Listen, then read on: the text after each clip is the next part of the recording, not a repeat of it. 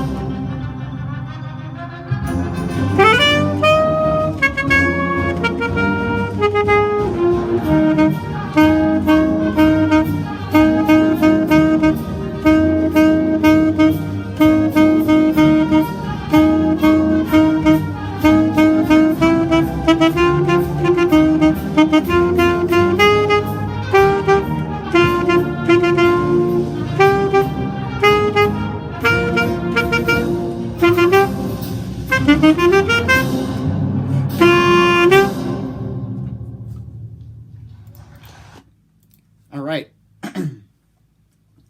So it's a pretty fun piece to play, actually. The runs are a little challenging, but like I said last week, the strategy is to do it in a pattern. So is really an effective strategy because that's what I did to practice this, to learn this, to play it for you guys. So the biggest thing that is prevalent in this piece is the dynamic contrast and the articulations, because while we are playing the flourishes, the blum, blum, halfway at the beginning and near the middle and the end, the majority of the piece is the bum bum bum bum bum bum bum bum bum bum. That's a majority of the piece. So we're going to be focusing a lot on the strong off. So it's in triplets. So strong off. Da-dum. Ba-dum, ba-ba-bum, bum, ba-dum, ba-ba-bum, bum. So that's the biggest thing, is that you really want to focus on having the accents be stronger than the staccatos. It makes sense. It sounds pretty straightforward, but it's really important to do that because that kind of drives the whole piece. Because this is a fun little piece in the middle, the dun dun dun dun dun dun dun dun dun dun dun. That's a lot of fun to play, and if you do the accents and the staccatos really well, it makes the piece sound much better and much clearer. The other part, it's super important, is the dynamic contrast both in 29 and also out to 117 and 140. Because while at the beginning we may have the melody with the flourishes, we aren't important at 29 because that's all in the clarinets and the flutes.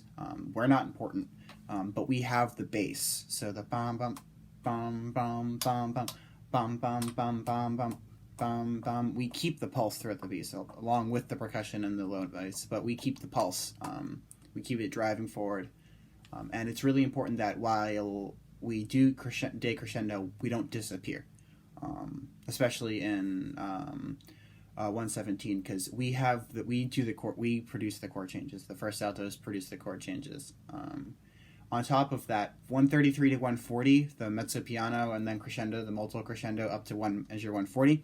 That's really important that you do that gradually and not dunk, dunk. You have to make sure that you do it gradually. That way that it sounds in this one fluid motion as we're going up, as opposed to, and we're here, and then we're here, and then we're here. So measure 133, make sure that you're slowly crescendoing up from a mezzo piano up to the fortissimo.